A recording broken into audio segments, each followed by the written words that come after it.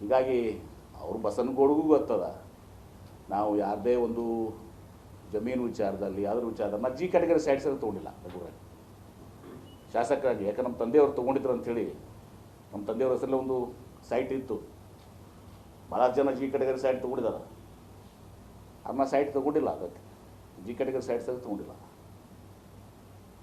ಅಮ್ಮ ನನಗೆ ಅದು ಗೊತ್ತದು. ಇವ್ರು ಯಾರೋ ಒಬ್ಬರು ನಿನ್ನೆ ಒಬ್ಬರು ರೈತ ಸಂಘದ ಒಬ್ಬ ಹೋಗಿ ಹೇಳ್ತಿದ್ದಂತೆ ಎಂ ಬಿ ಪಾಟೀಲ್ರು ಆ ತಿರುಗುಂದಿ ಐತಿ. ಹೌದು, ನಾ ತಿರುಗುಂದಿ ಐತಿ 2022ರಾಗ ತಿರುಗುಂದಿ ಅಲ್ಲ, ಮಕಣಾಪುರದಾಗ ನಾವು 2022 ತೊಗೊಂಡು ಈ ಥರ ತೊಗೊಂಡಿದ್ದೀವಿ. ತಿರುಗುಂದಿ ಹತ್ತಿದ ನಾವು 1 ಎಕರೆ ತೊಗೊಂಡಿಲ್ಲ. ಮತ್ತು ತಿರುಗುಂದಿಯಲ್ಲಿ ಕೂಡ ನಾನು ಹೇಳ್ತೀನಿ, ಅದನ್ನ ಏನು KID ಇದು ಮಾಡ್ತಾಯಿದ್ದೀವಿ. ಅದು ಯಾಕೆ ಮಾಡಾಕತ್ತೀವಿ ಅಂದ್ರೆ, ಇಲ್ಲಿ ಬೆಳಗಾವಿ ಜಿಲ್ಲೆಯಲ್ಲಿ ಕಣಗಲ್ ನೋಡಿದ್ದೀನಿ. ಕಣಗಲ್ನಲ್ಲಿ ಇಷ್ಟು ಯಶಸ್ವಿ ಆಗ್ಯದ ಅದು. ನಾ ಇದ್ದಾಗೆಲ್ಲ ಹಿಂದೆ ಮಾಡಿದರೂ ಕೂಡ ಇಂಡಸ್ಟ್ರಿಯಲ್ ಎಸ್ಟೇಟ್, ಯಾಕಂದ್ರೆ ಮಹಾರಾಷ್ಟ್ರ ಕರ್ನಾಟಕ ಬಾರ್ಡರ್ ಇದೆ, ಒಂದು ಇಂಡಸ್ಟ್ರಿಯಲ್ ಎಸ್ಟೇಟ್ ಒಳ್ಳೇದಾಗಲಿ.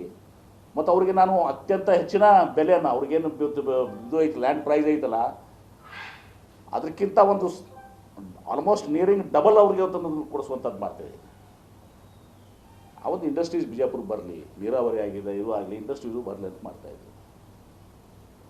ಯಾರೋ ಒಬ್ಬ ಹೇಳಿದ ಹೆಸರು ಹೇಳಿದ್ರೆ ನನಗೆ, ಹೋಗಿ ಎಂ ಬಿ ಪಾಟೀಲ್ ನಂದಲ್ಲಿ ತಿರುಗುಂದಿದ್ರಾಗ ನಾನು ಭೂಗಿರಲಿಲ್ಲ, ಮಕಣಾಪುರದಾಗ ನಾನು ತೊಗೊಂಡಿದ್ದೀನಿ. 2022ರಿಂದ ಈ ಥರ ನಾನು ತೊಗೊಂಡಿದ್ದೀನಿ. ಅಂದರೆ ಯಾವ ಈಸ್ ಮಿಸ್ಲೆಡ್. ಆಮೇಲೆ ನನಗೇನು ಇಲ್ಲಿ ಬಿಜಾಪುರದಾಗ ಬಂದ್ಬೇಕಾದ್ರೆ ಅದನ್ನೂ ಒಂದು ಬೇಕು ತೊಗೊಂಡಿರಲ್ಲ, ಮಕಣಾಪುರ ಲ್ಯಾಂಡ್ ಬೇಕಾದ್ರೆ ಎತ್ನಾಳ್ ಬಸನ್ ರೋಡ್ಗೆ ಬೇಕಾದ್ರೆ ದಾನ ಮಾಡ್ತೀನಿ, ನಾನು ತೊಗೊಂಡು ಹೋಗ್ಬೇಕಾದ್ರೆ ತೊಗೊಂಡು ಕೊಡ್ತೀನಿ. ನಾನು ನನಗೇನು ಇದ್ರ ಮೇಲೆ ಆಸೆ ಇಲ್ಲ. ನಾನು ಅದು ಕೊಟ್ಬಿಡ್ತೀನಿ ಬೇಕಾದ್ರೆ.